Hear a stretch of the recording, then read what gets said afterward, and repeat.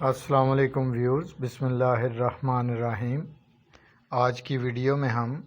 رمضان کے بابرکت مہینے کی توسط سے ویڈیو شیئر کر رہے ہیں 4 رکعت والی نماز۔ پہلی رکعت تکبیر تحریمہ اور اس کے بعد قیام، پھر اس کے بعد رکوع کرنا ہوتا ہے اور پھر قومہ میں کھڑا ہونا ہوتا ہے، اور اس کے بعد پھر پہلا سجدہ اور پھر جلسہ اور پھر دوسرا سجدہ، اور اس کے بعد آپ نے دوسری رکعت کے لیے کھڑے ہو جانا ہے قیام میں۔ اس کے بعد پھر رکوع، پھر قومہ، پھر سجدہ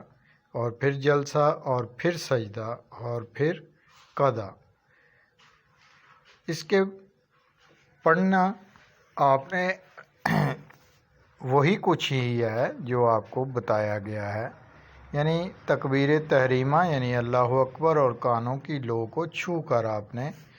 ہاتھ جو ہے وہ باندھ لینے ہیں اور قیام کر لینا ہے، اور اس میں اگر آپ امام کے پیچھے اگر آپ صرف نماز پڑھ رہے ہیں تو صرف آپ نے ثنا پڑھنی ہے، اور اگر آپ خود سے نماز پڑھ رہے ہیں تو ثنا کے ساتھ سورہ فاتحہ اور پھر اس کے ساتھ کوئی سورت بھی ملانی ہے۔ اس کے بعد آپ رکوع کریں گے اور پھر اسی طرح سے سارا سلسلہ چلے گا۔ اب یہاں پر تیسری رکعت ہم پہنچ چکے ہیں، یعنی دوسری رکعت کے قضا کے بعد آپ نے قیام میں کھڑے ہو جانا ہے اور پھر رکوع اور پھر قومہ اور پھر سجدہ اور پھر جلسہ اور پھر دوسرا سجدہ، پھر آپ نے چوتھی رکعت کے لیے کھڑے ہو جانا ہے قیام میں، اور پھر رکوع اور پھر قومہ اور پھر سجدہ اور پھر جلسہ اور پھر سجدہ دوسرا، اور قضاء اخیرہ یعنی اب آپ نے اس میں دوبارہ سے کھڑے نہیں ہونا، یعنی چوتھی رکعت کے قضا کو قضاء اخیرہ کہتے ہیں کہ اس کے بعد آپ نے سلام پھیر کر اپنی 4 رکعت والی نماز کو اختتام پذیر کر لینا ہے۔ اب قیام میں یعنی پہلی رکعت میں، دوسری رکعت میں، تیسری رکعت میں اور چوتھی رکعت میں آپ نے